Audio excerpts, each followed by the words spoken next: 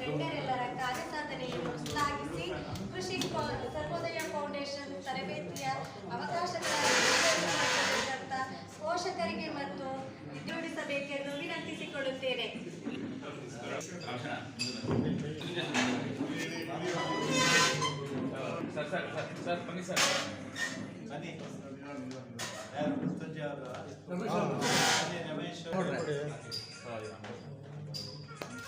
ಮುಂದಕ್ಕೆ ಬಂದಿ ಗ್ಯಾಪ್ ಆಗಬಾರ್ದು.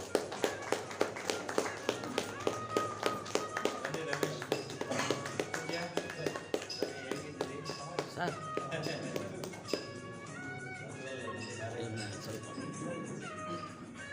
ಈ ಕಡೆ ಇವ್ರನ್ನ ಈ ಕಡೆ ಸ್ವಲ್ಪ ಮಕ್ಕ ತೋರಿಸಿ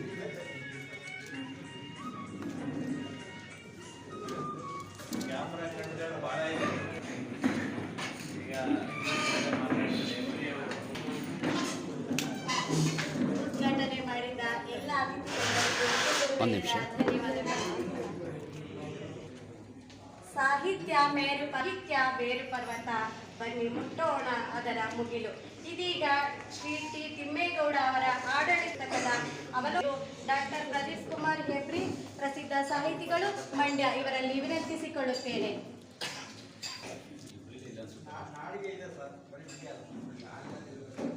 ಎಬ್ರಿಲೇ ಇಲ್ಲ ಮತ್ತೊಬ್ಬ ಪರಿಚಯ.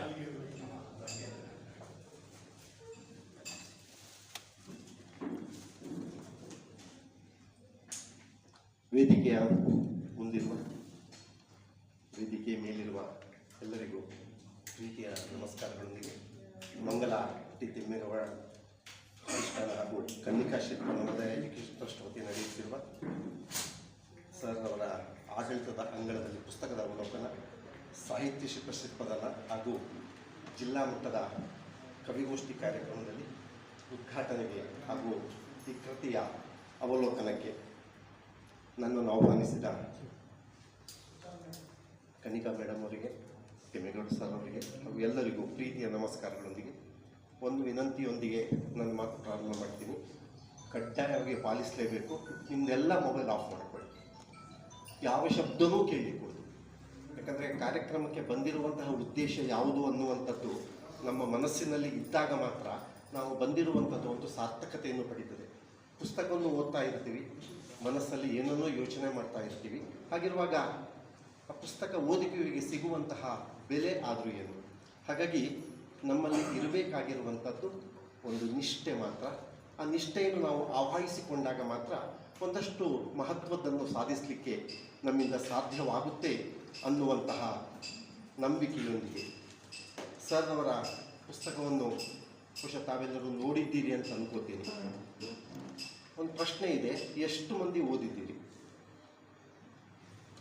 ಯಾಕಂದರೆ ಅವಲೋಕನಕ್ಕೆ ಹೊರಡುವಂತಹ ಸಮಯದಲ್ಲಿ ಅದರ ಒಂದಷ್ಟು ತಿರುಳಾದರೂ ನಿಮ್ಮ ಅನುಭವಕ್ಕೆ ಬರಲಿಲ್ಲ ಅಂತಾದರೆ ನಾನು ಹೇಳುವಂಥದ್ದು ಗೋಡೆಗೆ ಹೊಡೆಯುವಂತಹ ಶಬ್ದವಾಗಿ ಮಾತ್ರ ಮತ್ತೆ ವಾಪಸ್ ಬರ್ತದೆ. ಅಲ್ಲ, ನಾನು ಇಲ್ಲಿ ಕೇಳ್ತಾ ಇರೋದು, ಇಲ್ಲಿಯವರು ಕೇಳ್ತಾ ಇರೋದಿಲ್ಲ ಅದೆಲ್ಲ. ಯಾಕಂದರೆ ನನಗೆ ಗೊತ್ತಿರೋ ಹಾಗೆ ಜಗತ್ತಿನಲ್ಲಿ 3 ಜಾತಿ ಜನರು ಇರ್ತಾರೆ. ಒಬ್ಬರು ಯಾರು ಅಂದರೆ ಈ ಕಿವಿಯಲ್ಲಿ ಕೇಳಿಕೊಂಡು ಈ ಕಿವಿಯಲ್ಲಿ ಬಿಟ್ಟುಬಿಡುವವರು. ಇನ್ನೊಬ್ಬರು ಈ ಕಿವಿಯಲ್ಲಿ ಕೇಳಿಕೊಂಡು ನಾನು ಮಹಾ ಬುದ್ಧಿವಂತ ಅಂತ ಹೇಳ್ಕೊಂಡು ಮಾತಾಡ್ತಾ ಹೋಗ್ತಿರುವವರು. 3ನೇ ಜಾತಿಯವರು 2 ಕಿವಿಯಲ್ಲಿ ಕೇಳಿಕೊಂಡು ತನ್ನ ಹೃದಯದಲ್ಲಿ ಅದನ್ನು ಪ್ರಶ್ನಾವಣೆ ಮಾಡಿಕೊಂಡು ನನ್ನಿಂದ ಏನು ಮಾಡಲಿಕ್ಕೆ ಸಾಧ್ಯ ಆಗುತ್ತೆ ಅಂತ ಹೇಳುವಂಥ ಯೋಚನೆಯಲ್ಲಿ ತನ್ನನ್ನು ತೊಡಗಿಸಿಕೊಳ್ಳುವರು. ಶ್ರೀಯುತರ ತಿಮ್ಮೇಗೌಡ ಸರ್ ಅವರ ಆಡಳಿತದ ಅಂಗಳದಲ್ಲಿ ಈ ಕೃತಿಯ ಬಗ್ಗೆ ಮಾತನಾಡಲಿಕ್ಕೆ ಹೊರಡುವಂತಹ ಸಂದರ್ಭದಲ್ಲಿ ಬಹುಶಃ ನಮ್ಮ ಗಮನವನ್ನು ಕೇಂದ್ರೀಕೃತಗೊಳಿಸಲಿಕ್ಕೆ ನಮ್ಮಿಂದ ಸಾಧ್ಯ ಆಗುವುದಿಲ್ಲ ಅಂತಾದರೆ ಅದು ದೇವಸ್ಥಾನದ ಗಂಟೆ ಮಾತ್ರ. ಅದು ಬಡಿತಾನೇ ಇರ್ತದೆ. ನಾನು ದೇವರು ಬಿಟ್ಟು ಬಾಕಿ ಎಲ್ಲರ ಬಗ್ಗೆಯೂ ಯೋಚನೆ ಮಾಡ್ತಾ ಇರ್ತೀವಿ. ಹಾಗಾಗಿ ವಿನಂತಿ ಮಾಡ್ಕೊಳ್ತೀವಿ, ಸರ್ ಅವರಲ್ಲೂ ವಿನಂತಿ ಮಾಡ್ಕೊಳ್ತೀನಿ, ಒಂದು ಸಂದರ್ಭ ಬಂದಾಗ ಕನಿಷ್ಠ ಒಂದು 100 ಮಂದಿಯನ್ನಾದರೂ ಈ ಪುಸ್ತಕ ಓದಿದವರನ್ನು ಇಲ್ಲಿ ಕರೆಸ್ಕೊಂಡು ಅವರೊಟ್ಟಿಗೆ ಒಂದು ರೀತಿಯ ಸಂಭಾಷಣೆ ಮಾಡಿದರೆ ಬಹುಶಃ ನಾವು ಮಾಡಿದ ಕೆಲಸಕ್ಕೆ ಒಂದು ಸಾರ್ಥಕ ಬರುತ್ತೆ. ಯಾಕಂದರೆ ವಿಷಯಗಳು ನಮಗೆ ಗೊತ್ತಾಗಿಲ್ಲ ಅಂತಾದರೆ ನಮ್ಮಿಂದೇನು ಮಾಡಲಿಕ್ಕೆ ಸಾಧ್ಯ? ನಮಗೆಲ್ಲ ಸಂತೋಷದ ವಿಷಯ ಏನು ಅಂದರೆ ತಿಮ್ಮೇಗೌಡ ಸರ್ ಅವರು ಸಹಸ್ರ ಚಂದ್ರನ ದರ್ಶನವನ್ನು ತೋರಿಸಿದ್ದಾರೆ. 80 ವರ್ಷಗಳನ್ನು ಕಂಪ್ಲೀಟ್ ಮಾಡಿದ್ದಾರೆ. ನಮ್ಮಲ್ಲಿ 80 ವರ್ಷ ಮುಗಿತು ಅಂದರೆ ಸಹಸ್ರಚಂದ್ರನ ದರ್ಶನ ಅಂತ. ಆ ಸಹಸ್ರಚಂದ್ರನ ದರ್ಶನಕ್ಕೆ ಒಂದು ಶುಭಾಶಯವನ್ನು ಅವರ ಕೃತಿಯ ಅವಲೋಕನ ಮುಖಾಂತರ ನಾವು ಮಾಡ್ತೀವಿ ಅಂತಾದರೆ ಬಹುಶಃ ಅದಕ್ಕಿಂತ ದೊಡ್ಡ ಪ್ರೀತಿ ಬೇರೇನಿಲ್ಲ. ಹಾಗಾಗಿ ಅವರಲ್ಲಿ ನಾನು ಮತ್ತೂ ಇನ್ನೊಂದ್ಸಲ ವಿನಂತಿ ಮಾಡ್ಕೋತೀನಿ, ತಾವು ಬರೆದಿರುವಂತಹ 6 ಕೃತಿಗಳ ಸಂಬಂಧಪಟ್ಟ ಹಾಗೆ ಒಂದು ಅವಲೋಕನ ಕಾರ್ಯಕ್ರಮ ಮಾಡಿ. ಯಾರು ಬೇಕು ಅಂದರೆ ನಾಳೆಯ ಜಗತ್ತನ್ನು ಕಟ್ಟುವಂತಹ ಯುವ ಜನತೆಗೆ ಅದನ್ನು ಮುಟ್ಟಿಸಲಿಕ್ಕೆ ಸಾಧ್ಯ ಆದಾಗ ಮಾತ್ರ ನಾವು ಬರೆದದ್ದು ಸಾರ್ಥಕವಾಗುತ್ತೆ, ನೀವು ಓದಿದ್ದು ಸಾರ್ಥಕವಾಗುತ್ತೆ. ಹಾಗಾಗಿ ಯಾವುದ್ಯಾವುದೋ ಕಾರಣಕ್ಕೆ ಏನೇನೋ ಕೆಲಸ ಆಯಿತು ಹಾಗಂದು ಬಿಟ್ಟರೆ ಏನು ಪ್ರಯೋಜನ? ಬರೆದದ್ದು ಯಾವ ಸಾರ್ಥಕತೆಗೂ ಬರೋದಿಲ್ಲ. ಕೇವಲ ಪುಸ್ತಕಗಳ ಸಂಖ್ಯೆಯಿಂದ ನಾವು ಏನು ಮಹತ್ವದನ್ನು ಸಾಧಿಸಲಿಕ್ಕೆ ಸಾಧ್ಯ ಆಗೋದಿಲ್ಲ. ನಮ್ಮಿಂದ ಸಾಧ್ಯವಾಗುವುದು ಏನು ಅಂದರೆ ನಾವು ಓದಿರುವಂತಹ, ನಾವು ಕೇಳಿರುವಂತಹ, ನಾವು ತಿಳಿದಿರುವಂತಹ ಒಂದಷ್ಟು ವಿಚಾರಗಳನ್ನು ಸಮಾಜಕ್ಕೆ ಮತ್ತೊಂದು ಮುಖವಾಗಿ ಮುಟ್ಟಿಸಲಿಕ್ಕೆ ಸಾಧ್ಯವಾದರೆ ಅದು ಬರೆದವನ ಸಾರ್ಥಕತೆ, ಓದಿದವರ ಸಾರ್ಥಕತೆ, ಅದನ್ನು ಪಡೆದವರ ಸಾರ್ಥಕತೆ. ಹಾಗಾಗಿ ಆಡಳಿತದ ಅಂಗಳದಲ್ಲಿ ಅನ್ನುವಂಥದ್ದು ಸುಮಾರಾಗಿ 80 ವರ್ಷಗಳ ಚರಿತ್ರೆ, ಅಲ್ಲಿಗೆ ತಗೊಂಡು ಹೋಗೋಣ. ಆದರೆ ಅವರು PS ಕಾಲೇಜಿನ ಅರ್ಥಶಾಸ್ತ್ರ ಪ್ರಾಧ್ಯಾಪಕರಾಗಿ ತದನಂತರದ ಮುಂದಿನ ಬಹುಶಃ 76, 77ರಲ್ಲಿ ಮಾಡಿಕೊಂಡು ಬಂದರು. ಅದರ ಒಂದು ನೀವೆಲ್ಲ ಪುಣ್ಯವಂತರು. ಇದು ಅಷ್ಟು ಸುಲಭವಾಗಿ ಸಿಗುವಂಥದ್ದು ಖಂಡಿತಕ್ಕೂ ಅಲ್ಲ. ಯಾಕೆಂದ್ರೆ ನಾವು ರಾಮಾಯಣ ಹೇಳ್ತೀವಿ, ಮಹಾಭಾರತ ಹೇಳ್ತೀವಿ, ಭಗವದ್ಗೀತೆ ಹೇಳ್ತೀವಿ, ಪುರಾಣ ಎಲ್ಲವೂ ಹೇಗೆ ರೂಪಿಸಿಕೊಳ್ಳಲಿಕ್ಕೆ ಸಾಧ್ಯವಾಗುತ್ತೆ ಅಂತ ಯೋಚನೆ ಮಾಡಿಕೊಂಡ್ರೆ ನಮ್ಮಿಂದ ಒಂದು ಮಹತ್ವದ್ದನ್ನು ಸಾಧಿಸಲಿಕ್ಕೆ ಸಾಧ್ಯವಾಗ್ತದೆ. ಆದರೂ ಒಂದು ಆಕ್ಷೇಪಣೆಯಿಂದ ನನ್ನ ಮಾತು ಪ್ರಾರಂಭ ಮಾಡ್ತೀನಿ ಸರ್. ಈ ಕೃತಿಯ ಶೀರ್ಷಿಕೆ ಆಡಳಿತದ ಅಂಗಳದಲ್ಲಿ. ನನ್ನ ಪ್ರಕಾರ ಬದಲಾಯಿಸಬಹುದು ಅನಿಸುತ್ತೆ ನನಗೆ. ಇದು ಮಂಗಲದ ಅಂಗಳದಿಂದ ಅಂತ ಏನಾದರೂ ಬಂತು ಅಂತಾದ್ರೆ ಸುಮ್ಮನೆ ಸರ್ ತಮಾಷೆ ಹೇಳ್ತಾ ಇರುವುದು, ಸೀರಿಯಸ್ ಅಲ್ಲ. ತಮ್ಮ ಹುಟ್ಟೂರು ಮಂಗಲ, ಇಡೀ ಜಗತ್, ಆದ್ರೆ ನನ್ನ ಹುಟ್ಟೂರು. ಯಾಕಂದ್ರೆ ಒಂದು ಕಡೆ ಅವರು ತಮ್ಮ ತಾಯಿಯವ್ರ ಬಗ್ಗೆ, ತಮ್ಮ ತಂದೆಯವರಿಗೆ ಬರ್ಕೊಂಡು ಹೋಗ್ತಾರೆ. ಗ್ರಾಮ ಪಂಚಾಯತ್ ಸದಸ್ಯರಾಗಿದ್ರು ತಂದೆಯವರು ಇವ್ರ ಮೇಲೆ ಯಾವ ರೀತಿ ಪ್ರಭಾವ ಬೀರಿದ್ರು, ಹಳ್ಳಿಯ ಎಷ್ಟು ಜನರು ಇವರ ಮನೆಗೆ ಅವತ್ತು ಬಂದು, ಯಾವತ್ತು ನಾನು ಹೇಳ್ತಿರೋದು 1950-55ನೇ ಇಸುವಿಯಲ್ಲಿ ಅವರು ಬಂದು ಅವರು ತಮ್ಮ ಕಷ್ಟ ಸುಖಗಳನ್ನು ಹೇಳಿಕೊಂಡಾಗ ಅದು ಬಾಲಕನ ಮೇಲೆ ಯಾವ ರೀತಿ ಪ್ರಭಾವ ಬೀರಿತು, ಅವರ ವಿದ್ಯಾಭ್ಯಾಸದ ಹಂತಗಳನ್ನು ಅವರು ಹೇಳ್ಕೊಂಡು ಹೋಗ್ತಾ ಇರ್ತಾರೆ. ಇವನ್ನೆಲ್ಲ ಇವತ್ತು ನಮ್ಗೆ ಅರ್ಥ ಆಗೋದಿಲ್ಲ. ಯಾಕಂದ್ರೆ ಇವತ್ತು ನಾವು ಪಾನಿಪುರಿ, ಗೋಬಿ ಮಂಚೂರಿಗೆ, ಮೊಬೈಲಿಗೆ, ವಾಟ್ಸಪ್ಗೆ ನಾವು ಮಾಡಿರೋ ಸಂದರ್ಭದಲ್ಲಿ ನಮ್ಮ ಹೆತ್ತವರು ನಮಗೆ ಯಾಕೆ ಬೇಕು ಅಂದ್ರೆ ನನ್ನ ಖರ್ಚಿಗೆ ಬೇಕಾಗಿರುವಂತಹ ಹಣವನ್ನು ಕೊಟ್ಟಾಗ ಮಾತ್ರ ನಮಗೆ ಹೆತ್ತವರು ಬೇಕಾಗ್ತಾರೆ. ಸಮಾಜಕ್ಕೆ ನಾವು ಯಾವಾಗ ಬೇಕಾಗ್ತಾರಂದ್ರೆ ನಾವು ಯಾವುದೋ ಒಂದು ಹುದ್ದೆಯನ್ನು ಅಲಂಕರಿಸಿದ ನಂತರ ಸಮಾಜಕ್ಕೆ ಏನನ್ನು, ಈ ಒಂದು ಮನೋಭಾವನೆಯನ್ನು ನಾವು ರೂಪಿಸಿಕೊಳ್ಳುವಾಗ ನಾವು ಏನು ಪಡೆದುಕೊಳ್ತೀವಿ ಅದನ್ನು ಮತ್ತೆ ಸಮಾಜಕ್ಕೆ ಹೇಗೆ ಕೊಡಬೇಕು ಅನ್ನುವಂತಹ ಯೋಚನೆ ತಿಮ್ಮೇಗೌಡ ಸರ್ ಅವರ ಈ ಪುಸ್ತಕದ ಮುಖಾಂತರ ನಮ್ಗೆ ಗೊತ್ತಾಗುತ್ತೆ. ನನಗೆ ಗೊತ್ತು, ಪ್ರಾರಂಭ ಆದದ್ದೇ ಸುಮಾರು 50 ನಿಮಿಷದ ನಂತರ. ಅದಾದ ನಂತರ ಬಹುಶಃ ತುಂಬಾ ಅಪರೂಪವಾಗಿ ಒಂದೇ ಕಾರ್ಯಕ್ರಮದಲ್ಲಿ 2 ಸ್ವಾಗತ ಭಾಷಣಗಳನ್ನು ಕೇಳಿದೆ. ಮೋಹನ ಪ್ರಿಯವರಿಗೆ ಅಭಿನಂದನೆಗಳನ್ನು ಹೇಳ್ತಾ ಇದ್ದೀನಿ. ಒಂದು ಹಿರಿಯರಾಗಿ ಮಾಡಿರುವ ಸಾಧನೆ, ಒಂದು ಕಿರಿಯರಾಗಿ ಮೆಟ್ಟಿಲನ್ನು ಏರುತ್ತಿರುವಂತಹ ಸಾಧನೆ, ಇದರ ಜೊತೆಯಲ್ಲಿ ಕವಿಗಳಾಗಿರುವ ತಾವೆಲ್ಲ ಆಡಳಿತ ಅಂಗಳದಲ್ಲಿ ಕೃತಿಯನ್ನು ಒಂದು ಕವನ ರೂಪದಲ್ಲಿ ತಂದ್ರೆ ಹೇಗಿರಬಹುದು ಅಂತ ಹೇಳುವಂತಹ ಆಸೆ ನನಗೊಂದಿದೆ. ಹಾಗಾಗಿ ಇವತ್ತು ಯಾರ್ಯಾರು ಕವನ ವಾಚನ ಮಾಡ್ತಾರೆ ಅವರಿಗೆಲ್ಲ ಆಹ್ವಾನ ಕೊಟ್ಬಿಡಿ ಸರ್. ಮುಂದಿನ ಒಂದು ಕವಿಗೋಷ್ಠಿ ಅದು ಆಡಳಿತ ಮುಖಾಂತರ ನಾನೇನು ನನ್ನ ಬದುಕಿನಲ್ಲಿ ಪಡ್ಕೋತಾ ಇದ್ದೀನಿ ಇದನ್ನು ತಿಳ್ಕೊಂಡಾಗ ಮಾತ್ರ ಹೇಳುವವರು ಕೇಳುವವರು ಇಬ್ಬರು ಬದುಕಿನಲ್ಲಿ ಸಾರ್ಥಕತೆ ಪಡಿತಾರೆ. ಕಾವ್ಯ ಅಂತ ಹೇಳುವಂಥದ್ದು ಖಂಡಿತಕ್ಕೂ ನಮ್ಮ ಪಾಂಡಿತ್ಯವನ್ನು, ಆ ಮಾತು ಎಷ್ಟು ಪ್ರಭಾವಶಾಲಿಯಾಗಿದೆ ಅಂದ್ರೆ ಒಂದು ಸಲ ಕೇಳ್ಕೊಂಡು ಹೋಗಿ.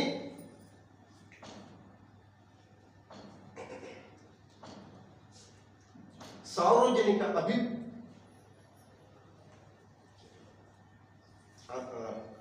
ಅದಕ್ಕಿಂತ ಮೊದಲು ಇನ್ನೊಂದು ಮಾತು ಬರ್ತೀನಿ. ಅವರ ಊರಲ್ಲಿ ಬಂದಿರುವಂತಹ ಡಾಕ್ಟರ್ ಸ್ಕಾರ್ಲೆಟ್ FC ಮಂಗಲದ ಕೆಂಪಮ್ಮ ಅವರು 54ರಲ್ಲಿ ಒಂದ್ಸಲ ಬರ್ತಾರೆ. ಅದಾದ ಮೇಲೆ ಪುನಃ 70ರಲ್ಲಿ ಶ್ರೀಯುತರ ಒತ್ತಾಯದ ಮೇಲೆಗೆ ಬರ್ತಾರೆ. ಕಾಳೇನಹಳ್ಳಿ ಮಂಗಲದ ಬಗ್ಗೆ ಒಂದು ಪುಸ್ತಕ ಬರೀತಾರೆ, ದಕ್ಷಿಣ ಭಾರತ ಅಂದು ಇಂದು ಮುಂದು. ಸರ್ ತಮ್ಮಲ್ಲೇ ವಿನಂತಿ ಮಾಡ್ಕೋತೀನಿ ಸರ್, ತಮ್ಮ ಮುಂದಿನ ಪುಸ್ತಕ ಬರಬೇಕು ಕಾರ್ಯಾಂಗ ಅಂದು ಇಂದು ಮುಂದು. ಇಷ್ಟು ಬಂದಾಗ ಮಾತ್ರ ಏನು ನಡೆದು ಹೋಗಿದೆ, ಏನು ನಡೀತಾ ಇದೆ, ಏನು ನಡಿಬಹುದು, ಇದು ಮುನ್ನುಡಿ ಮತ್ತೆ ಬೆನ್ನುಡಿ ಬರೆದಿರುವಂತಹ ಮತ್ತೆ ಗೋರುಚ ಸರ್ ಅವರು ತುಂಬಾ ಚಂದದ ಮಾತನ್ನು ಹೇಳ್ತಾರೆ. ಅದರಲ್ಲಿ ಒಂದು ಮಾತನ್ನು ಮಾತ್ರ ನಾನು ಹೇಳಲಿಕ್ಕೆ ಇಷ್ಟಪಡುವಂಥದ್ದು, ಸಾರ್ವಜನಿಕ ಅಭಿಪ್ರಾಯಗಳ ಸಂಗ್ರಹ ಕೇಂದ್ರ ಮಾಧ್ಯಮಗಳು. ಸರ್ಕಾರ ಮತ್ತು ವಿಪಕ್ಷಗಳಲ್ಲಿ ಜಾಗೃತಿ ಮೂಡಿಸುವುದು ಮಾಧ್ಯಮದ 108 ಕಾರ್ಯಗಳಲ್ಲಿ ಪ್ರಮುಖ ಜವಾಬ್ದಾರಿ. ಈ ಕಾರಣದಿಂದ ಮಾಧ್ಯಮವನ್ನು ಸಂವಿಧಾನದ 4ನೇ ಅಂಗ ಎಂದು ಪರಿಗಣಿಸಲಾಗಿದೆ. ಮಾಧ್ಯಮಗಳು ಸರ್ಕಾರದ ನಿರ್ಧಾರ, ಕಾರ್ಯಯೋಜನೆಗಳು, ನೀತಿ ನಿಯಮಗಳು ಹಾಗೂ ಸಂಸತ್ ಮತ್ತು ವಿಧಾನ ಮಂಡಲಗಳ ಕಲಾಪಗಳನ್ನು ಜನರಿಗೆ ಮುಟ್ಟಿಸುವ ಜವಾಬ್ದಾರಿ ಹೊಂದಿದೆ. ನಮ್ಮ ಪ್ರಶ್ನೆ ಬರ್ತದೆ ಸರ್, ಈಗೇನಾಗಿದೆ? ಅದೇ ಉತ್ತರ ಪುನಃ ಇದೆ. ಈಗ ಮಾಧ್ಯಮ ಕ್ಷೇತ್ರದಲ್ಲೂ ಸಾಕಷ್ಟು ಬೆಳವಣಿಗೆ ಮತ್ತು ಬದಲಾವಣೆಗಳಾಗಿವೆ. ಈಗ ಪತ್ರಿಕೋದ್ಯಮ ಪಾವಿತ್ರ್ಯತೆಗಿಂತ ಒಂದು ವೃತ್ತಿಪರ ಉದ್ಯೋಗವಾಗಿದೆ.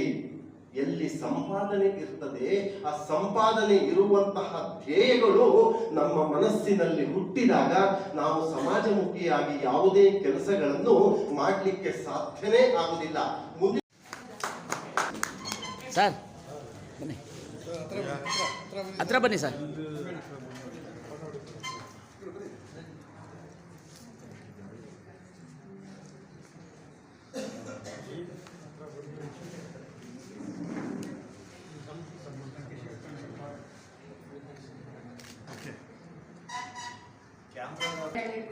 ಅನಂತ ಧನ್ಯವಾದಗಳು. ಭರವಸೆ ಬರವಣಿಗೆಗಳ ಸಮ್ಮಿಲನವಾಗಿ ಹೊರಹೊಮ್ಮುವ ಅದ್ಭುತ ಸೃಷ್ಟಿ ಸಾಹಿತ್ಯ. ಇಂಥ ಸಾಹಿತ್ಯ ಲೋಕದಲ್ಲಿ ಸಾಧನೆಗೈದಿರುವ ಡಾಕ್ಟರ್ ಶುಭಶ್ರೀ ಪ್ರಸಾದ್ ಸಾಹಿತಿಗಳು ಬಂಡೆಯವರಿಗೆ ಸಾಹಿತ್ಯ ಶ್ರೀ ಪ್ರಶಸ್ತಿ ಪ್ರದಾನ ಅತಿಥಿ ಗಣ್ಯರಿಂದ. IAS ಪ್ರತಿಷ್ಠಾನ, Kannika Navodaya education trust India ಇವರ ಸಂಯುಕ್ತ ಆಶ್ರಯದಲ್ಲಿ ನಡೆದ ಸಾಹಿತ್ಯ ಶ್ರೀ ಪ್ರಶಸ್ತಿ ಪ್ರದಾನ ಸಮಾರಂಭದಲ್ಲಿ ಡಾಕ್ಟರ್ ಶುಭಶ್ರೀ ಪ್ರಸಾದ್ ಖ್ಯಾತ ಸಾಹಿತಿಗಳು ಮಂಡ್ಯವರಿಗೆ ಗೌರವಿಸಿ ಅರ್ಪಿಸಿದ ಈ ಕರುನಾಡಿನ ಮಣ್ಣಿಗೆ ಕಣ್ಣಾದವರ ಹುಟ್ಟು ಹಾಕುವ ಗುಣವಿದೆ. ಯಾವ ಗಾಳಿಯಿಂದ ಯಾವ ಧೂಳು, ಯಾವ ಕಣವ ಪೊತಿಗಳೋ ಭಾವಿಸಂ ಋಣಗತಿಯ ಮಂಕುತಿಮ್ಮ ಎಂಬ DVಜಿಯವರ ಮಾತಿನಂತೆ ಕೆಲವರು ಜನ್ಮಜಾತವಾಗಿ ಕೆಲವು ವಿಶಿಷ್ಟವಾದಂಥ ಗುಣಲಕ್ಷಣಗಳು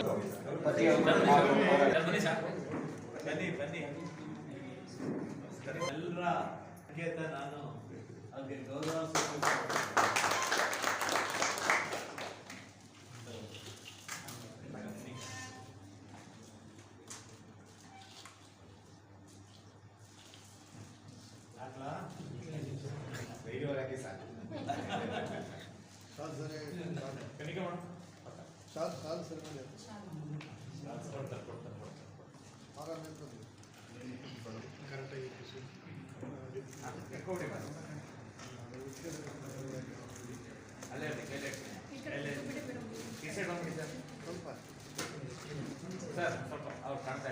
ಚಪ್ಪಾಳೆ.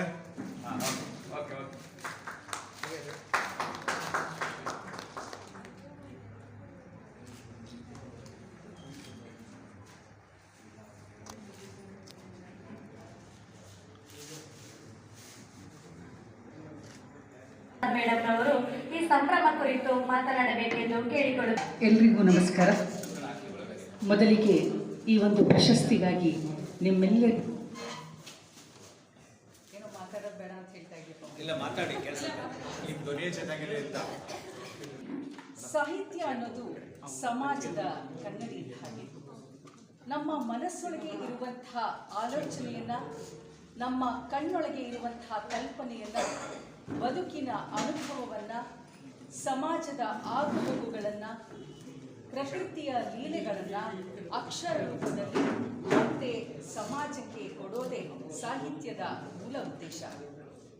ಹಾಗೆ ಕೊಡುವಾಗ ಸಾಹಿತಿಗಳು ಅದಕ್ಕೆ ಚಿನ್ನದ ಲೇಪನವನ್ನು ಕೊಡ್ತಾರೆ ಅಥವಾ ಬೆಳ್ಳಿಯ ಲೇಪನವನ್ನು, ಘನತೆಯನ್ನು ಕೊಟ್ಟು ಮತ್ತಷ್ಟು ಸುಂದರವಾಗಿಸ್ತಾರೆ. ಅದು ಅಕ್ಷರವೇ ಆಗಿರಲಿ, ಲಯವೇ ಆಗಿರಲಿ, ಭಾವವೇ ಆಗಿರಲಿ, ತಾಳವೇ ಆಗಿರಲಿ, ಶ್ರುತಿಯೇ ಆಗಿರಲಿ, ಗೆಜ್ಜೆಯ ನಾದ ಆಗಿರಲಿ, ಹೆಜ್ಜೆಯ ಕುಣಿತ ಆಗಿರಲಿ, ಎಲ್ಲವೂ ಕೂಡ ನಮ್ಮ ಎದೆಯ ಸಂಸ್ಕಾರಕ್ಕೆ ಮತ್ತು ಆನಂದಕ್ಕೆ ಗುರುಗಳಾಗಿದ್ದಾರೆ, ಮೆಂಟರ್ಗಳಾಗಿದ್ದಾರೆ, ಶೇಪರ್ಗಳಾಗಿದ್ದಾರೆ. ಅವರವರು ವಾಚಿಸಬೇಕಾಗಿ ವಿನಂತಿಸಿಕೊಳ್ಳುತ್ತೇನೆ. ಆತ್ಮೀಯರೇ, ಮಂಗಲ ಟಿ ತಿಮ್ಮೇಗೌಡ IAS ಪ್ರತಿಷ್ಠಾನ, Kanika Shilpa Navodaya education trust Mandya, BE computer science ಪದವಿಯಲ್ಲಿ ರಾಜ್ಯಕ್ಕೆ ಮೊದಲಿಗಳಾಗಿ ಜಿಲ್ಲೆಗೆ ಹೆತ್ತವರಿಗೆ ಕೀರ್ತಿ ತಂದಿರತಕ್ಕಂಥ ಕುಮಾರಿ KJ ಮೋಹನಪ್ರಿಯ ಅವರನ್ನು ಈ ದಿನ ಸನ್ಮಾನಿಸಿದ ಸಂದರ್ಭದಲ್ಲಿ ಅರ್ಪಿಸಿದ ಸನ್ಮಾನ ಪತ್ರ. ಕುಮಾರಿ KJ ಮೋಹನಪ್ರಿಯ ಅವರೇ, ಮಂಡ್ಯ ತಾಲೂಕು ಕುರಿಕೊಪ್ಪಲು ಗ್ರಾಮದ ರೈತ ದಂಪತಿ ಶ್ರೀಮತಿ ಪುಷ್ಪಾ ಮತ್ತು ಶ್ರೀ ಜೋಗೇಗೌಡರ ಮಗಳಾದ ನೀವು ಇವರು 2024ನೇ ಸಾಲಿನಲ್ಲಿ ನಡೆದ BE ಕಂಪ್ಯೂಟರ್ ಸೈನ್ಸ್ ಪದವಿಯಲ್ಲಿ ರಾಜ್ಯಕ್ಕೆ ಮೊದಲಿಗರಾಗಿ ಚಿನ್ನದ ಪದಕದೊಡನೆ ಜಿಲ್ಲೆಗೆ ಮತ್ತು ಹೆತ್ತವರಿಗೆ ಕೀರ್ತಿ ತಂದಿದ್ದೀರಿ.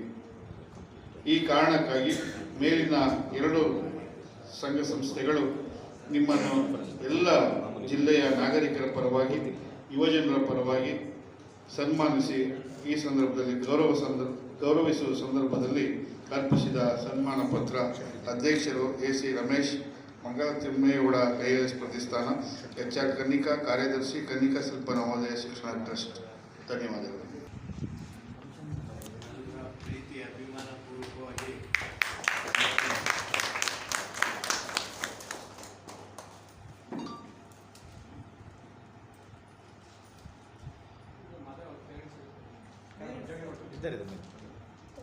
ಹೆಣ್ಮಕ್ಕಳಿಗೆ ಟೋಪಿ ಕ್ಯಾಪ್ ಹಾಕೋದು ವಿಶಿಷ್ಟ.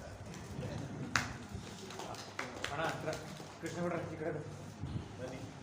ಮೇಲೆ ಸ್ವಲ್ಪ ಹಿಂದೆ ಹೌದು, ಅದು ಒಳ್ಳೆ ಜೋರಾಗಿ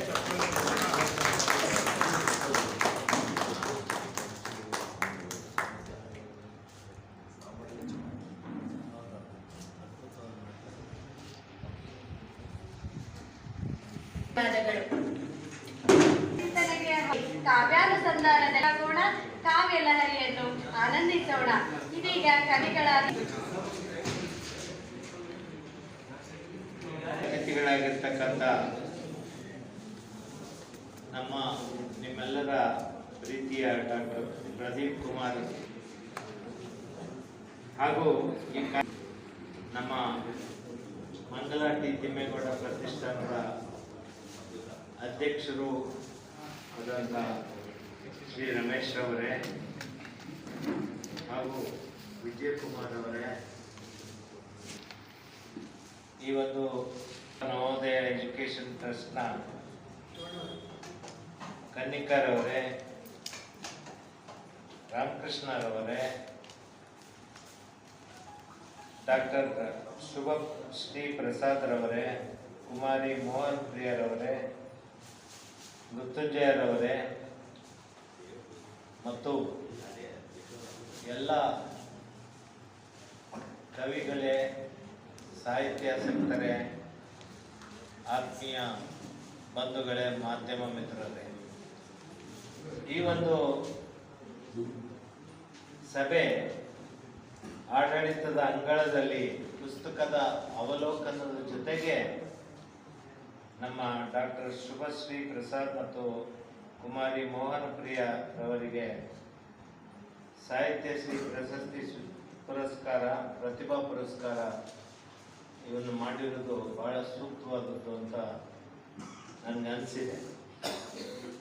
ಮುಖ್ಯವಾಗಿ ನಮ್ಮ ಡಾಕ್ಟರ್ ಹೆಬ್ರಿ ಅವರು ಮಾತು ಕೇಳಿ ನನಗೆ ಒಂಥರ ಅವ್ರ ಮಾತು ಎಲ್ಲೆಲ್ಲಿಂದ ಬರ್ತವ ಬಾಣಗಳು ಅಂತಲ್ಲ, ಆ ರೀತಿ ಮಾತುಗಳು ಮನಸ್ಸನ್ನು ಚುಚ್ಚಿ ನಮ್ಮನ್ನು ಜಾಗೃತಗೊಳಿಸ್ತಾರೆ. ಯಾಕೆಂದರೆ ನಮ್ಮಲ್ಲಿ ಸಾಹಿತ್ಯ